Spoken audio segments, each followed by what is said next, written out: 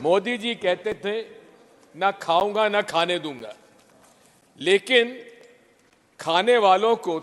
माननीय श्री दिग्विजय सिंह जी, डॉक्टर अमी याग्निक जी का पहला नाम है, पर उनकी जगह माननीय दिग्विजय सिंह जी बोलेंगे पहले, धन्यवाद अमी जी। बाद में आप।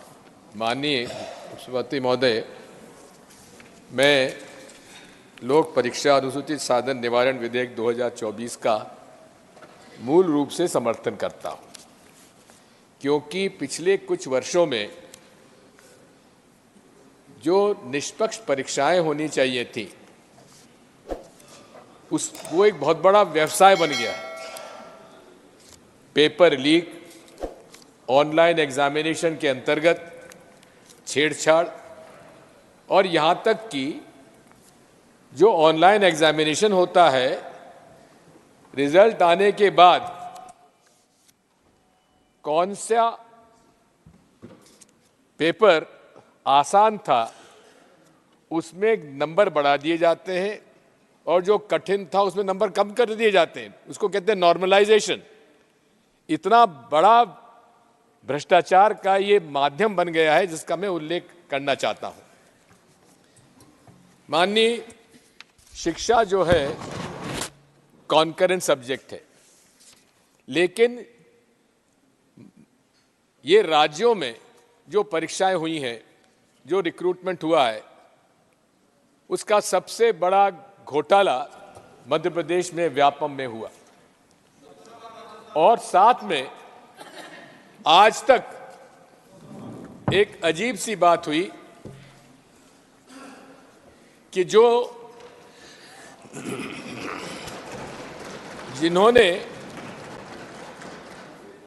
जिन्होंने पैसा देकर बच्चों की भर्ती कराई, उनको तो जेल भेज दिया गया, लेकिन जिन लोगों ने अवैधानिक रूप से पैसा लेकर भर्ती की, वे आज भी खुले घूम रहे हैं, वे आज भी जेल के बाहर हैं। मूल रूप से इसमें भ्रष्टाचार के खिलाफ कार्रवाई होना चाहिए। हम इसके लेकिन मैं आपसे अनुरोध करना चाहता हूं, मैं ज्यादा समय नहीं लूंगा। सबसे पहली बात तो यह है, कॉन्करेंट सब्जेक्ट है, और कॉन्करेंट सब्जेक्ट के अंतर्गत ये केंद्र सरकार को यह अधिकार है कि ये राज्यों के भी एग्जामिनेशन जो होते हैं उनको इसमें लिया जाए, जो कि इसमें शेड्यूल में दिया गया है। Such other authority has be notified by the central government. मैं माननीय मंत्री जी से अनुरोध करूंगा कि चूंकि ये कॉन्करेंट सब्जेक्ट है, इसलिए राज्यों में भी यदि कोई इस प्रकार की मांग आती है तो उसमें इसको शामिल किया जाए। दूसरी बात माननीय यह है कि ऑनलाइन एग्जामिनेशन के कारण इतने हमारे पास कंप्यूटर्स वगैरह नहीं हैं लाखों में, जिसकी वजह से एक दिन एक क्वेश्चन पेपर का एग्जामिनेशन नहीं होता है।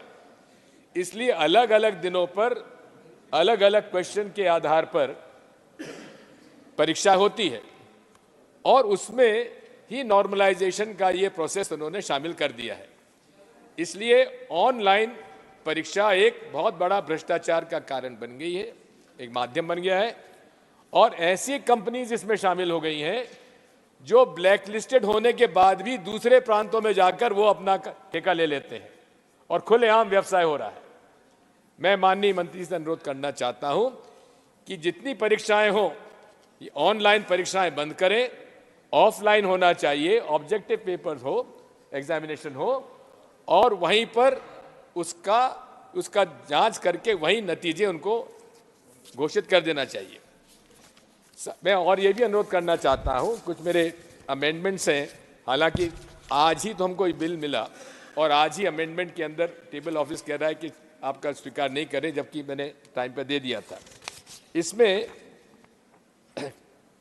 क्लॉज 1(2) पेज नंबर 1(2) मेरा ये अमेंडमेंट है, इसका दायरा केंद्र, राज्यों तथा केंद्र शासित प्रदेशों के आयोग भर्ती संस्थानों तक होगा। ये मेरा अमेंडमेंट नंबर 1 है। दूसरा मेरा अमेंडमेंट है क्लॉज 10 में, पेज 6 लाइन नंबर 4 में, इसमें वो कंपनी जो इसमें दोषी पाई जाती है उसको इन्होंने कह दिया है कि 4 वर्षों के लिए उसको अयोग कर दिया जाएगा।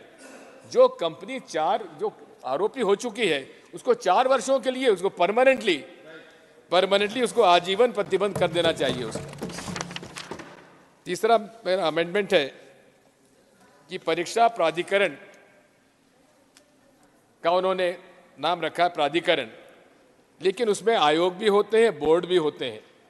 इसलिए माननीय मंत्री से मेरा निवेदन है कि इसमें परीक्षा प्राधिकरण शब्द के बाद आयोग और चयन बोर्ड के शब्द को भी जोड़ा जाना चाहिए। मेरा आखिरी अमेंडमेंट यह है कि क्लॉज 11(3) पेज 6 लाइन नंबर 1 धारा 11(3) जोड़ी जाए, अनदर सब क्लॉज, जिसमें उल्लेख हो कि परीक्षा में घोटाला सिद्ध होने पर परीक्षा को निरस्त तत्काल किया जाए और उसके साथ साथ दोषियों को दंडित भी करें, साथ में तत्काल उसकी परीक्षा की जाना चाहिए। उदाहरण के लिए मध्य प्रदेश में 2018-19 की परीक्षा पब्लिक सर्विस कमीशन की हुई और वो विवादित हो गई क्योंकि परीक्षा पेपर आउट हो गया था। 5 साल तक उसमें आज तक कोई निर्णय नहीं हो पाया है। इसलिए मेरा अनुरोध यह है उसमें भी समय सीमा तय की जाना चाहिए। मैं अंत में माननीय सभापति महोदय आपसे यही अनुरोध करूंगा कि चूंकि ये कॉन्करेंट सब्जेक्ट है, इसलिए जहां राज्यों की मांग अगर आती है तो या तो वो खुद इस प्रकार का कानून अपने राज्य में लाएं या इस कानून को लागू करने के लिए भी यहाँ का, क्योंकि अथॉरिटी आपको दे सकते हैं, आपको ऑथोराइज किया जाए ताकि उसमें शामिल किया जाए। बहुत बहुत धन्यवाद। धन्यवाद Digvijay Singh ji. I am happy to be in the chair on a day